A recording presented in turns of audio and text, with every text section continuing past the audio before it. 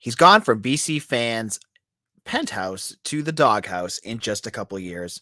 Why Saturday's game against UConn is almost a must win for Jeff Hafley to continue to have any sort of momentum for the Eagles. We'll explain why he can't mess around against the Huskies, and the Eagles are going to need to get that W. All this and more on today's Locked On BC. You are Locked On Boston College, your daily podcast on the Boston College Eagles, part of the Locked On Podcast Network, your team every day.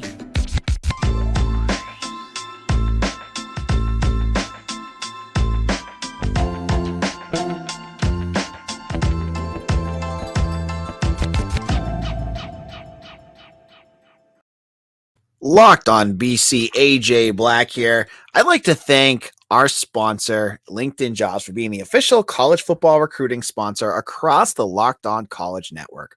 LinkedIn Jobs help you find the candidates you want to talk to faster. Post your job for free at linkedin.com/lockedoncollege. Terms and conditions apply. All right.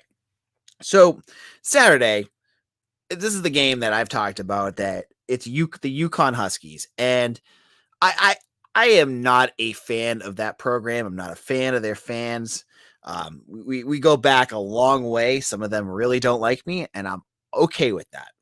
But this game is so important for Boston College for a number of reasons. First of all, as I said on yesterday's show, the potential of this game, if they go down there and lose to the UConn Huskies, for the rest of the season to become just an even worse disaster, is exponentially high.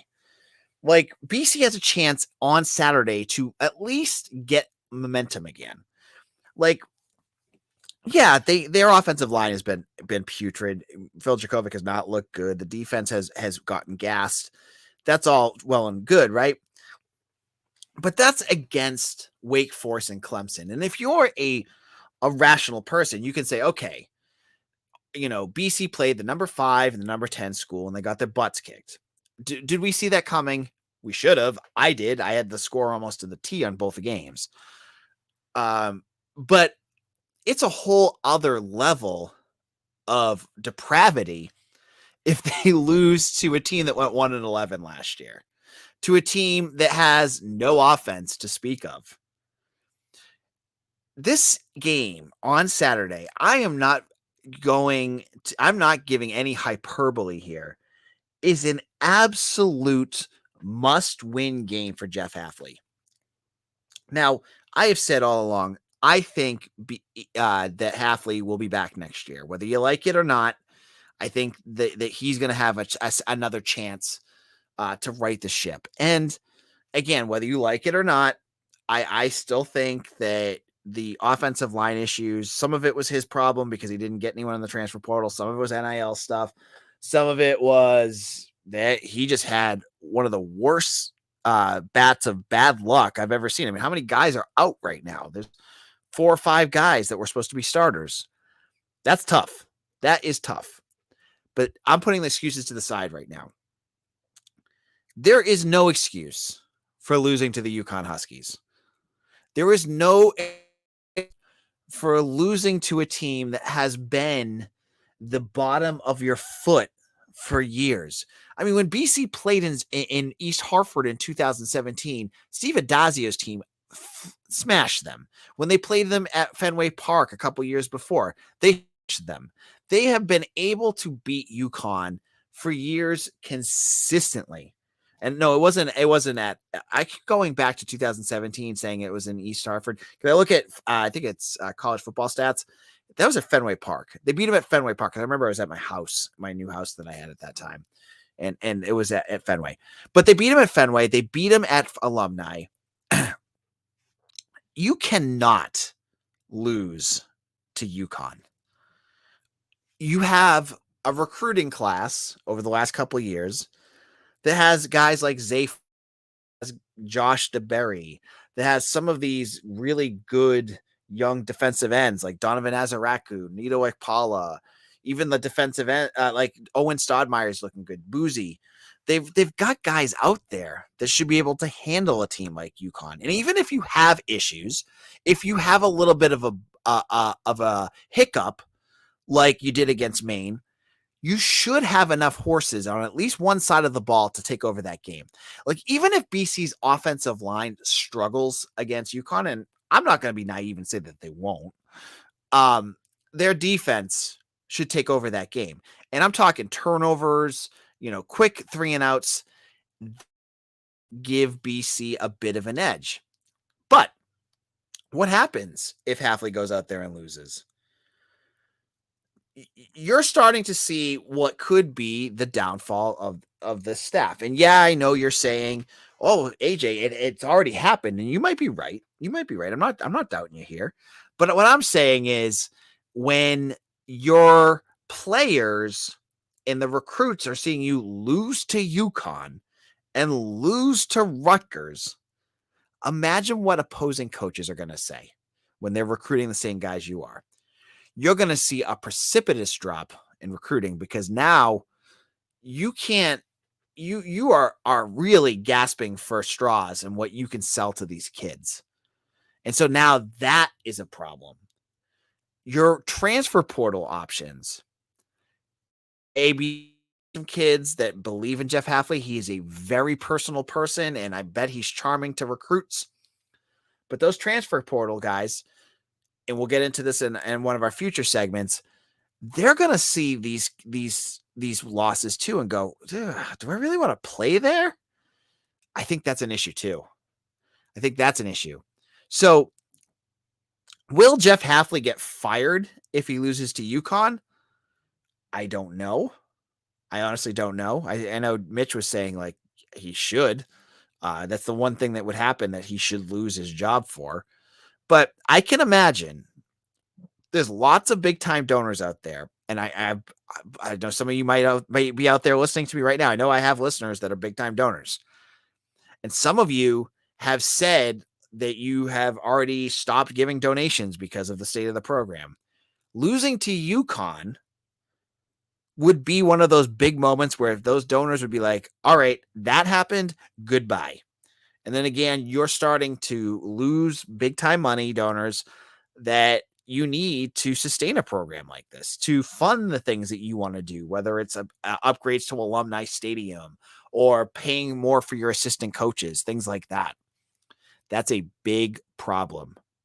So I don't even want to fathom losing this game to UConn.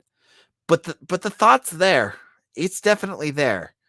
There's been so many disappointments in the season, and the game against Maine is definitely one of them. Well, if you thought that Maine moved the ball pretty well against BC, guess what? UConn's offensive coordinator is Nick Charlton, who was the former head coach of Maine, who installed that offense there. So that offense could be very similar. And Maine's came in, and even against FCS teams, their offense was garbage. And they did pretty well against BC. So I'm a little nervous here. But what I'm getting to here is that for the time being, Jeff Hafley has to win this game.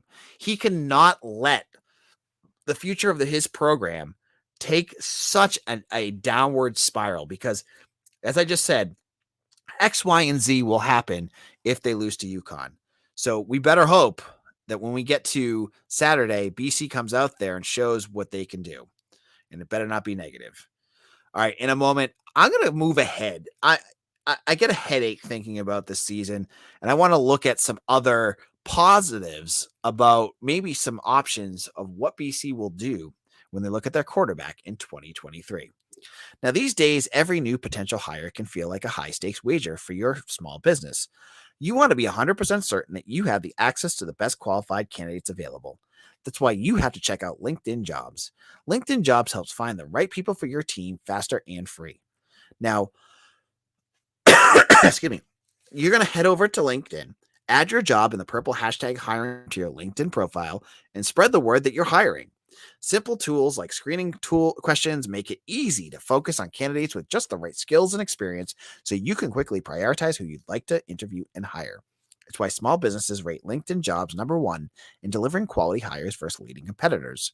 LinkedIn Jobs help you find the qualified candidates you want to talk to faster.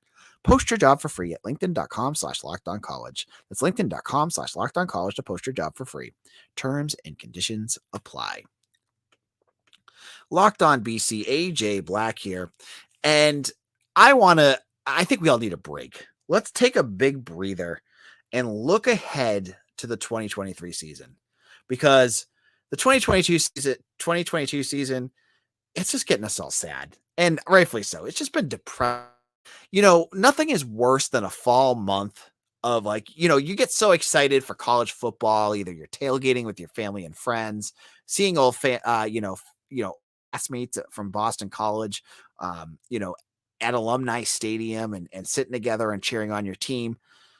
But to have that replaced with just bad football, loss, bad win, loss. You upset Louisville. That's cool. Loss. It's not the same. And yes, I'm covering the team now, but man, I remember 2012. I remember 2015 when I was a season ticket holder, and I still get the shudders from both of those seasons. They were brutal to watch, and they as a college football fan, it sticks with you.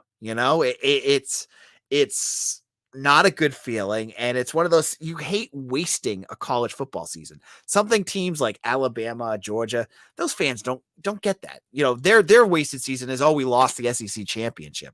Us, it's like, yeah, we won 2 games. It's tough being a Boston College fan, and it's been tough. Expectations were high after last season, when expectations were high, and neither season has lived up to it. But let's move ahead for a moment. Let's look at 2023, because I think it's worth talking about the quarterback situation, because I think it's still up in the air.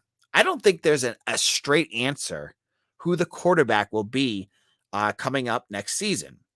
Now, as I've said on this podcast before, quarterback Phil Jurkovec, I believe, still has 1 year of eligibility left. And before this season, if you were to ask me, Phil Jurkovec was heading right to the pros. And we were surprised he even came back last year, but there was that hand injury, and he was going to come back and hopefully raise his draft stock and become a top 10 quarterback drafted in the NFL draft.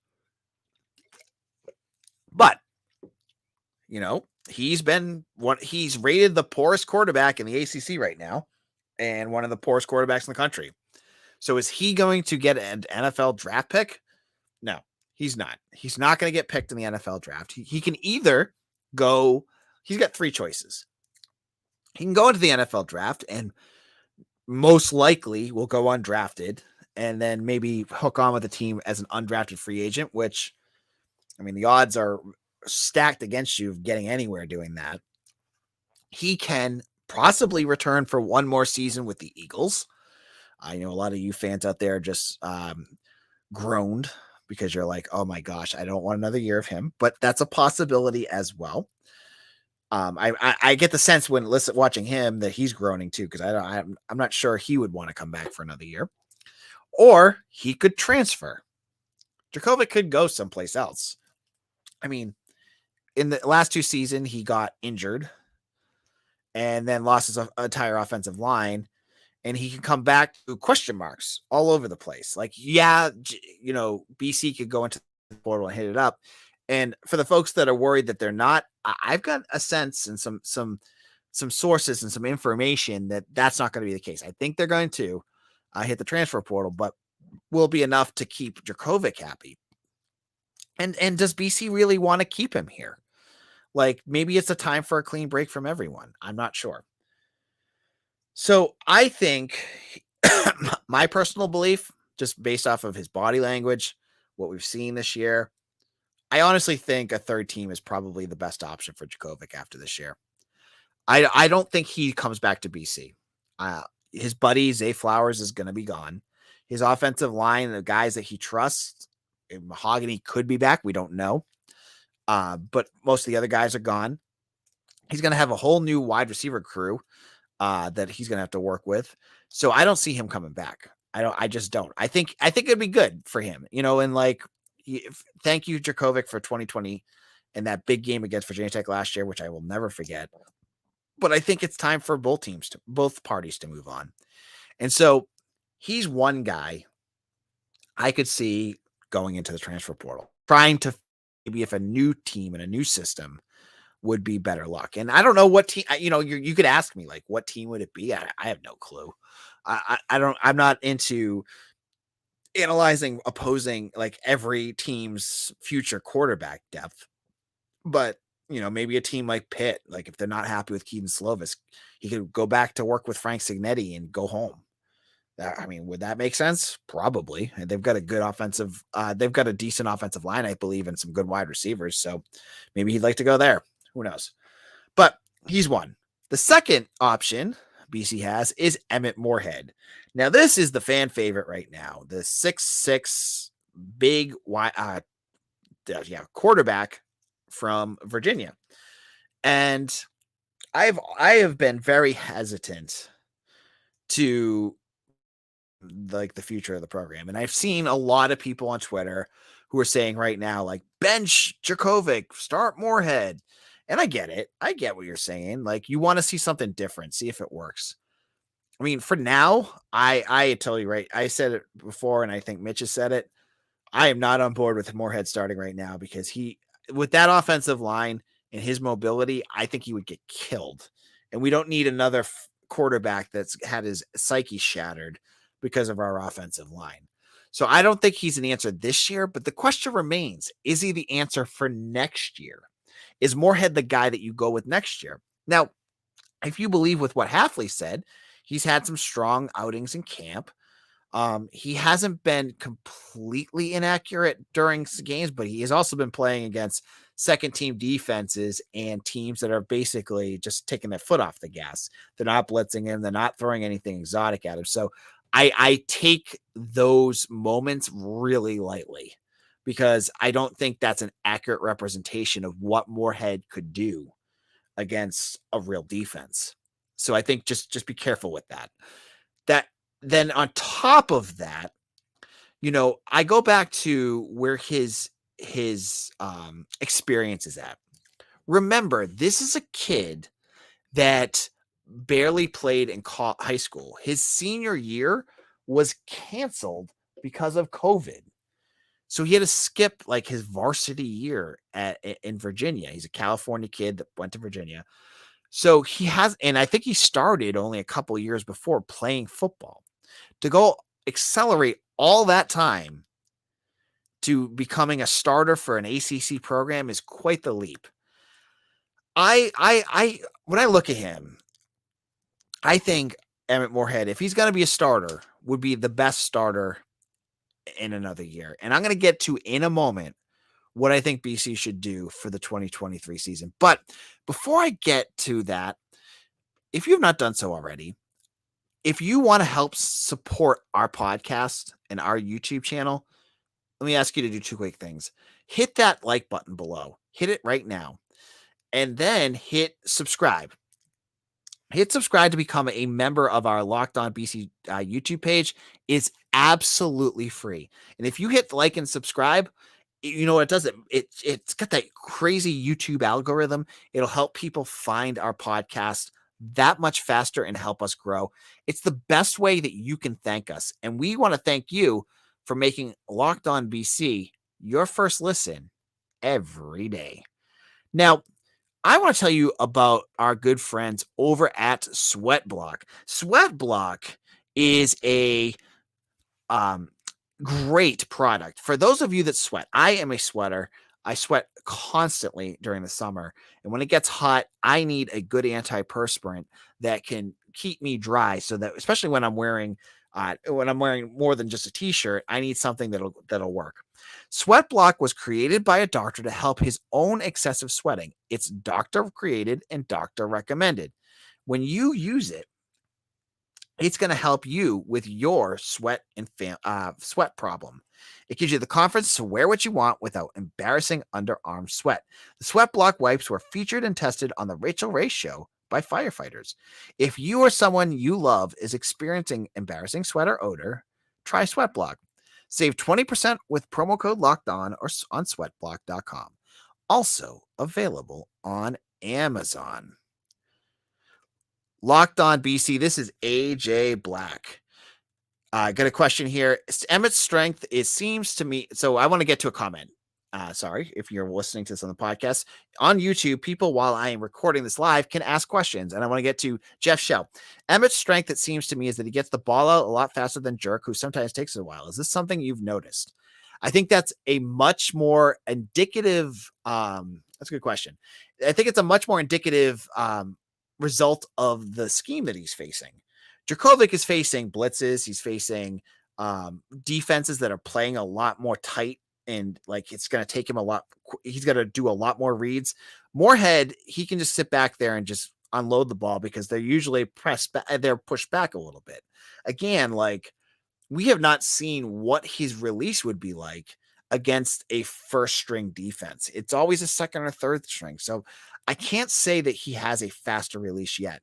I mean, it could be, but I'm not there. I don't think that's the case. And I don't think he has I don't think he's accurate at all. I mean, Mitch has talked to me and he said he's watched the film and he hasn't seen any accuracy in Moorhead yet. But let's get into the third option for BC for the class of 2023.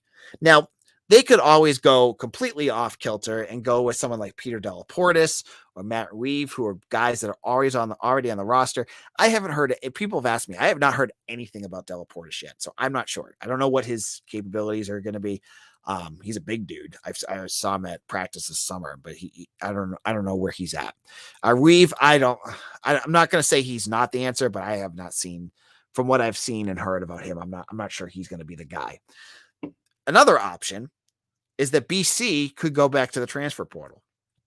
Now, BC, the state that they're in right now, their quarterback is a transfer. They've done it before. They've done it a couple times. You know, they had Tyler Murphy. They had Patrick Tolles. They've gone to the transfer portal. This hasn't been a new thing for them. But will they do it next year? I think they will. This is where I think they're going to go. I think that BC will want an extra year on Emmett Moorhead. I think they're going to have Djokovic move on. And I think they might go to the portal. And I'm not sure where the names are going to be, but I think some ideas of where they could look could be fascinating, because I think we're going to get in December like a transfer portal tsunami, because they've tightened up that transfer portal window that all the players have to enter on like December 5th. And then they have to make their decision by spring ball, I believe. So you're going to see a ton of players enter then. But I think teams that have new head coaches, I'm looking at teams like maybe like Georgia Tech that is going to have a new head coach, a team maybe like Auburn or Wisconsin. There's a bunch of teams out there that will have new head coaches, but there's also players that are just buried on a depth chart or a team has just moved on from. So there's a bunch out there. I have right now up on the screen, Jack Tuttle. He's a former 4-star quarterback out of California. I think he's like 6'3", 6'4". He started off at Utah, transferred to Indiana. He's never found his way, but he's a guy with a huge upside. I wonder if BC might take a chance at a guy like that. There's other guys out there, and I think it'll be interesting to watch. But we don't know who that'll be. But that's kind of where I think. I think this is a team that next year needs a 1-year rental to get to Emmett Moorhead or Delaportis guy. Because I, as I said, I'm not sure Moorhead is ready yet. And I have not seen enough to say that he is. But I think if they can go out there and get them. Now, I know the folks are going to say, well, what about NIL? What about this? I am not going to get into the details, but I've heard a lot of good buzz from people not at BC, because NIL cannot go through the school. From what I've heard, it has to be outside. It can be former players, alumni, donors, and then they kind of siphon it in through it's a whole process, but it can't be like advertised through the school. But I've heard this stuff brewing. So look for positive news with that soon. And I'm going to be doing some investigating to get to the bottom of that. This is AJ Black. We'll be getting back again tomorrow to continue our march to this UConn game. I'll give you all the updates and details that you're going to want to know. And on Friday, we'll have Mitch on to give our previews and predictions. This is AJ Black. Follow me on Twitter at AJ Black _BC. Thank you for listening. We'll see you soon.